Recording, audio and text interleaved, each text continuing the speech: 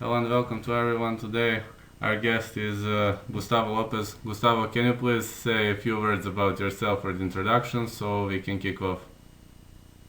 Hi, how you doing? My name is Gustavo Lopez. I'm a newly contracted fighter for the UFC.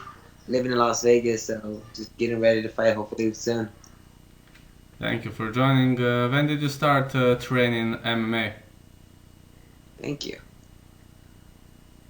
When did you start training MMA? I think I started doing MMA 2010, I believe. Like right out of college, just wrestled, and then slowly got into MMA and just kind of came in just to help other fighters, a bunch of other fighters, and then slowly just got good at it. So I kept going at So you like the sport and you decided to keep the ball rolling, right? it. Yeah, I just kept on winning, so things just kept going well. Outstanding. Do you have favorite strike and submission? I'm morely a submission fighter. Like I started off wrestling, brown belt jiu-jitsu, but I just slowly started learning more of my striking. And my last couple fights before this one, when a lot of them were knockouts or TKOs, but they were like setups to get people to the ground. It just like ended up hitting them hard enough that they stopped moving. So things were good. It wasn't what I expected. But I'm slowly working more on my striking to be able to blend them both together. Thank you. Have you picked a nickname or you're still Gustavo Lopez? I have not picked a nickname. I've asked got that question before, and it's just I don't know. I've never got a nickname. It was just Gustavo Lopez. I think one day it's gonna come, and then we're gonna stick with it. But for now, it's just what it is. Yeah. All right. And I need. Your fighting style, you would say you're a ground fighter, submission fighter. You said it before, or you're a mixed martial artist. What would you say? I'm a mixed martial artist. Mixed martial artist. I started wrestling, started with my jiu-jitsu, but slowly, I'm learning how to work my boxing and kickboxing. So now I feel like I'm a full-on MMA fighter. All right. Who's coaching you at the moment? Right now, I have three coaches. I've been working with Jimmy Gifford. He's one of the boxing coaches here in Las Vegas. I have been working also with Coach Casey from 10 Planet, and then Eddie Barak from Extreme Couture. Can you discuss your professional debut? How did you feel heading into your first fight? Was it mentally tough or? No, it wasn't. It felt like another Saturday.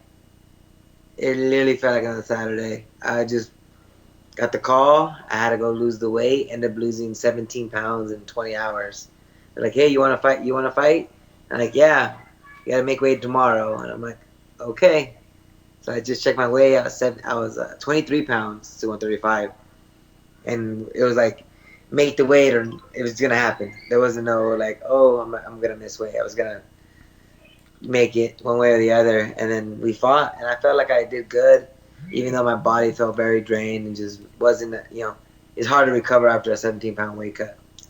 So how did you lose so many pounds in such a short notice? Uh, just literally sitting in the sauna in a bathtub. I was in there for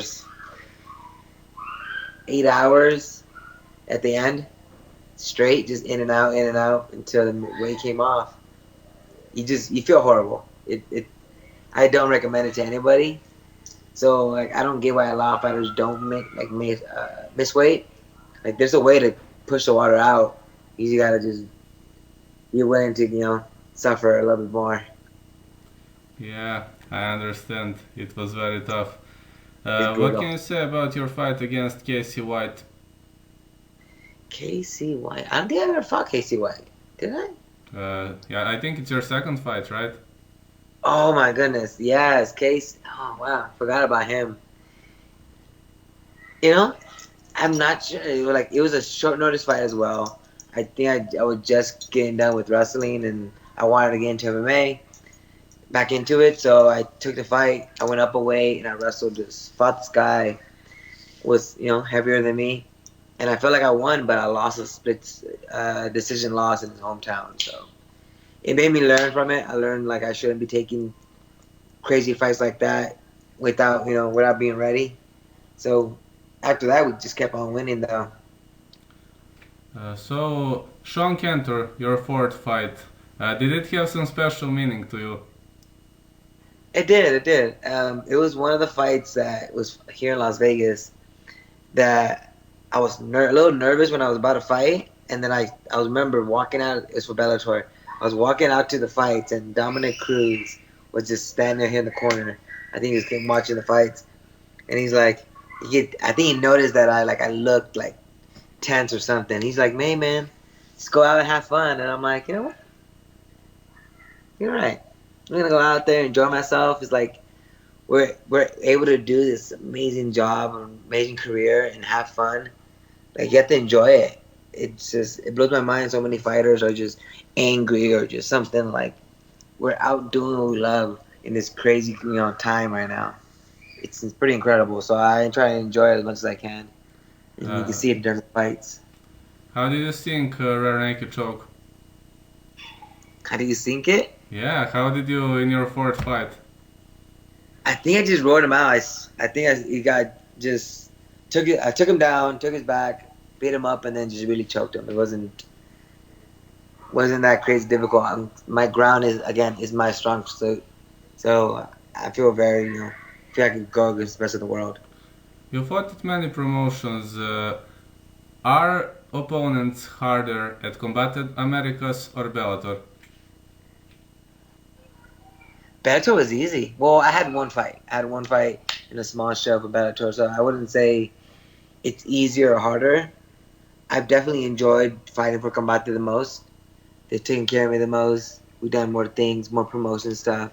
The other fight cards companies that I fought for, it was just a one-time deal. They just needed you to fill a card, and that was it.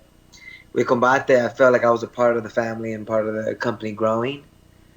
Started from one of the quick fights and then kept going with the company.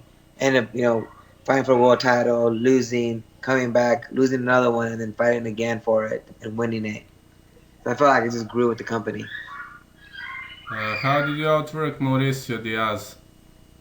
Say that again? How did you outwork Mauricio Diaz? Mauricio Diaz. Mauricio. I think was that like my fifth fight Yes? with Combate? I think I just outworked him. I had Brian Caraway and Misha Shea in my corner that day, and they just cornered me very well, and I just moved white. I'm just surprisingly like for being not that great of a striker back then. I done very well, and I'm just getting better. What are your thoughts on John Castaneda as a fighter?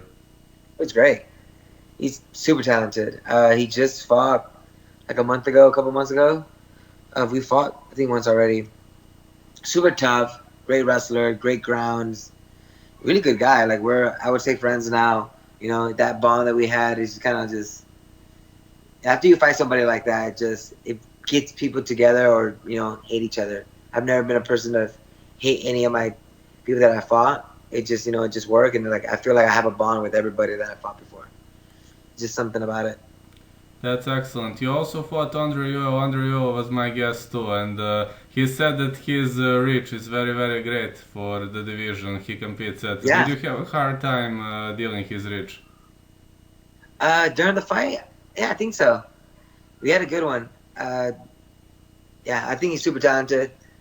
Definitely somebody I love watching. He's a great wrestler, great pressure. So definitely a great dude. How did you trick Vicente Marquez into Fon Flu choke? Who? Vicente Marquez, you win him via Fon Flu choke. Bomb flu choke. Yeah, that was a crazy that was a crazy fight with Combate. Again, another short notice fight.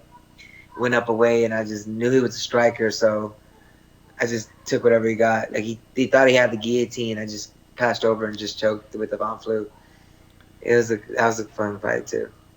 So can you elaborate when someone is holding a guillotine? What should you do to secure a Fon Flu choke? Are you pressing with your shoulder or? It's with your shoulder, yes. Because he has the head, you're stepping over to the other side, and then you're grabbing your head, and with the pressure of this shoulder, when he has in your head already, is gonna choke him. It's just a very weird move, but it works well for people that like to go get for a guillotine and miss it. Yeah, Vincent Prue has four from full choke finishes, so that's it's technically very hard, but he finishes every single time via from full. It's Yeah, a good one. I yeah, enjoy yeah, it. absolutely. How did you stop Jose Alday? Wholesale day. Oh, the second fight I think we had. Yeah, Yeah, I think we just our combination went clean. We ended up coming inside, dazing him, and then splitting his right. So another, another good guy that I fucking enjoy fighting with. You know, very talented, but on that fight, I got lucky, or I just threw the right punch. how does the fighter feel when he gets a UFC call? I mean, is it big moment or you're like, all right, let's see what's going to happen? You're nervous, and No, how is the it's fighter feeling anyway when you get with that me. call? I Go. was excited.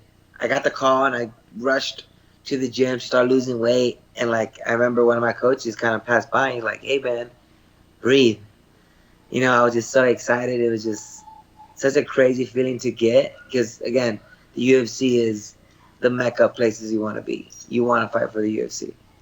So to be able to get the call and fight in such a short notice, I was just excited and just very grateful for the opportunity.